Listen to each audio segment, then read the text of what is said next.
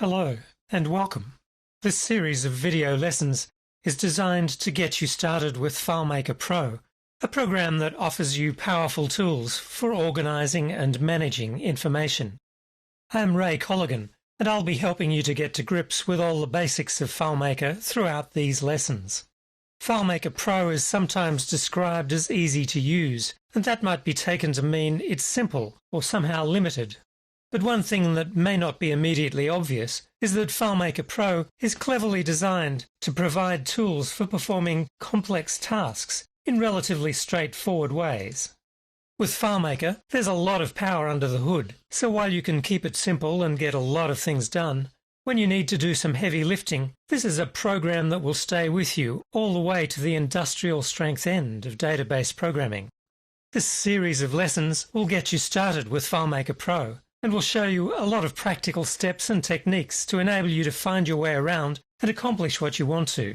The lessons are organised into 10 chapters that deal with all the basics you'll need to build an essential skill set and start tapping the power of this versatile tool. For this introductory title, I won't be assuming you've used FileMaker before or that you already know about databases or programming. I'll be starting from basic concepts and showing you how to apply them using FileMaker. Some of the topics I'll be covering in the videos will include the basics of creating a database, creating a file, adding tables and fields, entering, sorting and searching your data, creating screens and summaries, and all the way to working with basic calculations and building simple scripts that perform tasks automatically. For these lessons, I'll be using FileMaker Pro 12. However, a majority of the techniques I'll show you here also apply to earlier versions, and you can expect that all the basics will still be applicable in later versions as well. I'll be working on the Apple Macintosh platform, but don't worry if you're using a different computer brand or model. FileMaker works very similarly on both Macintosh and Windows, so everything I show you in this series will work on Windows just as well.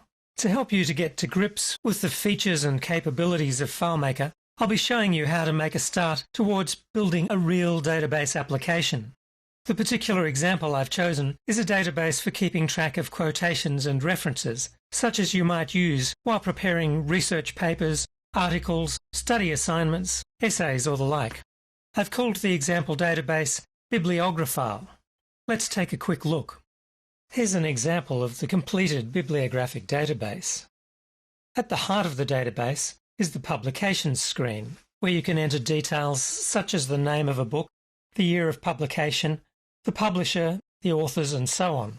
These details are stored in separate tables, and there are screens to view or search for individual publishers and for individual authors. Also on the Publications screen is an area at the top right where you can enter one or more quotations that you want to reference in an article, paper, or assignment. Individual quotations may also be viewed, searched, or modified on their own screen. And then there is a screen to enter the details of each assignment and to view a list of the quotations that you've chosen for use in the assignment.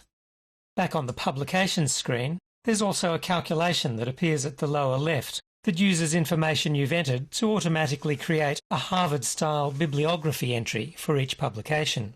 Although it goes beyond the scope of this introductory title, you may be interested to know that using the information entered, a FileMaker system such as this one can be configured to compile the completed bibliography for each article or assignment and append it to the assignment automatically. Let's look at how this works in the finished Bibliographile database. To show the process, I have a PDF mock-up of an essay. It's 6 pages long, but it lacks a bibliography. Using the example database, I have only 3 quick steps to add a bibliography to the essay. First, in the assignment screen, I tell the database where to find the PDF file of the essay. Then, I enter the number of pages, which is 6, and click the button labelled Create Bibliography. Now, FileMaker has created a new version of the essay mockup that includes a 7th page, the bibliography. This has been a very quick tour of the completed Bibliographile database, but through the course of this series of lessons, I'll be walking through a selection of the techniques required to begin the process of creating a database with some of these features and functions. I'm looking forward to working with you, so let's dive in and see what we can accomplish.